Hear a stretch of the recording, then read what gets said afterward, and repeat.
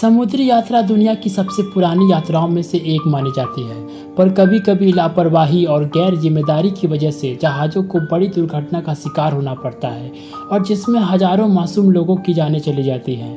आप सबने टाइटैनिक की कहानी तो सुनी होगी, जिसमें आइसबर्ग होने की 6 चेतावनी को नज़रअंदाज किया जाता है और जिसकी वजह से टाइटैनिक आइसबर्ग से टकराकर अपने पहले सफ़र में ही डूब जाता है और जिसमें 1500 से भी ज़्यादा लोगों की जानें चली जाती हैं। पर दोस्तों, समुद्री दुनिया की सबसे बड़ी दुर्घटना एमवी डोना पैच जहाज़ की दुर्घटना थी। यह टाइटैनिक से 3 गुना बड़ा हादसा था। इस हादसे में 4386 लोगों की जानें चली गई।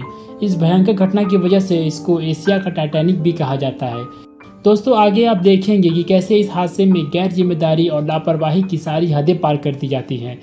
दोस्तों, ये कहानी शुरू होती है 1963 में, जब जापान की कंपनी ओनोमिची जोसेन हिमेयूरी मारू नामक जहाज़ का निर्माण करता है। यह जहाज़ 12 साल तक लोगों को अपनी मंजिल तक पहुंचाता है और इन 12 सालों में इस जहाज़ में मौजूद लोगों को किसी भी दुर्घटना का शिकार नहीं होना पड़ता। फिर यह जहाज़ फिलीपीन की पैसेंजर लाइन कंपनी सर्पिसियो लाइन को बेच दी जाती है, जिसका नाम अब फिलीपीन स्पैन एशिया कॉरपोरेशन है। फिर हिमेयूरी मारू का नाम बदलकर डॉन सर्पिसियो रख दिया जाता है। फिर इस जहाज़ की सबसे पहली घटना 5 जून 1979 में होती है, जब सफ़र के बीच में ही इस जहाज़ में आग लग जाती है। और सबसे हैरत की बात यह रहती है कि इस जहाज़ की कैपेसिटी सिर्फ 608 लोगों की रहती है, पर जब ये दुर्घटना होती है तब इस जहाज़ में 1164 पैसेंजर रहते हैं। खुशकिस्मती से इस हादसे में किसी की जान नहीं जाती। आग लगने की वजह से यह जहाज़ पूरी तरह बर्बाद हो जाता है। फिर इस जहाज़ की मरम्मत की जाती है और इसको बिल्कुल नया रूप दिया जाता है और फिर इसका नाम डोना पैच रख दिया जाता है और फिर डोना पैच कई साल तक लोगों को अपनी मंजिल तक पहुंचाती है।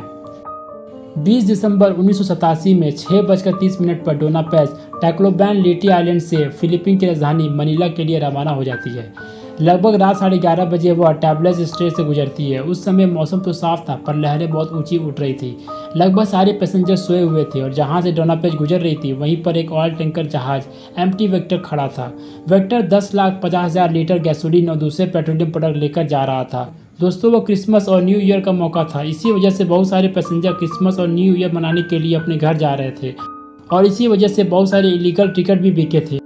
और जिस जहाज़ की कैपेसिटी सिर्फ 608 लोगों की थी, उसमें 4341 पैसेंजर सवार थे और इसमें से 2000 पैसेंजर का नाम ऑफिशियल पैसेंजर लिस्ट में भी नहीं था। जहाज़ के निचले डेक में इतने ज़्यादा लोग थे कि वहां पैर रखने की जगह नहीं थी।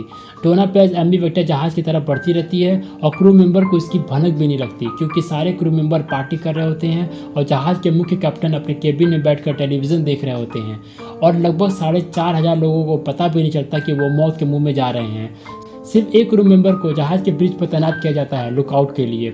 एमवी वेक्टर जहाज़ भी बिना लाइसेंस के वहां पर अपना काम कर रहा था। उस जहाज़ पर ना कोई निगरानी के लिए तैनात था और ना कोई क्वालिफाइड ऑपरेटर था और अंत में डोना पैच जहाज़ एमवी वेक्टर जहाज़ से टकरा जाता है। एमवी वेक्टर में मौजूद गैसोलीन और पेट्रोलियम में विस्फोट हो जाता है और इस टक्कर से डोना पैच जहाज़ में सोए हुए यात्री उड़ जाते हैं और चारों तरफ अफरा तफरी मच जाती है। इतने भयंकर टक्कर के बाद जहाज़ की इलेक्ट्रिसिटी ठप हो जाती है और चारों तरफ अंधेरा छा जाता है, जिसकी वजह से क्रू मेंबर लाइफ बोट को नहीं ढूंढ पाते, जो जहाज़ के किसी लॉकर में बंद रहता है और एमवी वेक्टर में लगी आग धीरे धीरे डोना पैच में फैल जाती है और फिर चारों तरफ चीख पुकार सुनाई देने लगती है। जब टाइटैनिक आइसबर्ग से टकराकर डूब रही थी, तब टाइटैनिक पर मौजूद क्रू मेंबर अपनी जान की परवाह न करते हुए दूसरों की जान बचाने में और लोगों को सही सलामत लाइफ बोट पर बैठाने में लग जाते हैं।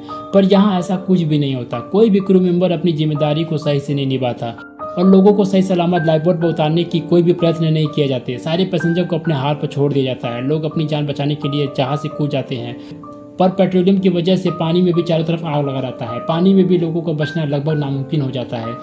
लोग अपनी सूटकेस को लाइफ बोट की तरह इस्तेमाल कर रहे थे। तभी एक जहाज दूर से ही आग की लपटों को देख लेता है और समझ जाता है कि वहाँ जरूर लोगों को मदद की जरूरत है।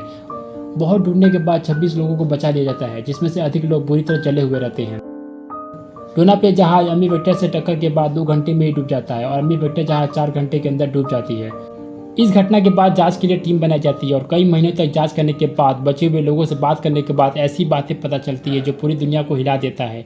अब तो लोग सोचते हैं कि इस घटना में सिर्फ 2000 लोगों की मौत हुई है, पर 2000 लोगों का नाम तो ऑफिशियल लिस्ट में भी नहीं था और जब पूरा नाम बाहर आता है तो पता चलता है कि एमवी वेक्टर के क्रू मेंबर को लेकर कुल 4386 लोगों की जानें चली गई।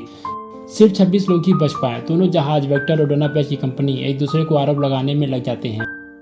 वेक्टर जहाज की कंपनी कहती है डोना पैच के कैप्टन और क्रू मेंबर गैर जिम्मेदारी की सारी हदें पार कर देते हैं और शराब और जश्न में धुत रहते हैं, जिसकी वजह से यह भयानक हादसा होता है। वही डोना पैच की कंपनी इस हादसे का दोष एमी वेक्टर को देता है, जो गैर कानूनी तरीके से बिना लाइसेंस के वहां ऑपरेट कर रही होती है।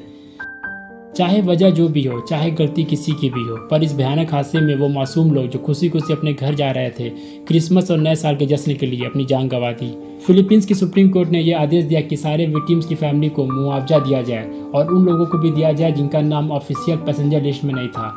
पर दोस्तों, हम सब जानते हैं कि कुछ धनराशि किसी की भी जान की भरपाई नहीं कर सकता। जब इंसान अपनी जिम्मेदारी को ताक पर रख देता है और लापरवाही की सारी हदें पार कर देता है, तब इसका खामियाजा कभी कभी मासूम लोगों को भुगतना पड़ता है। कभी कभी छोटी सी गलती बड़े हादसों में बदल जाते हैं। मिलते हैं अगले वीडियो में। गुड बाय दोस्तों।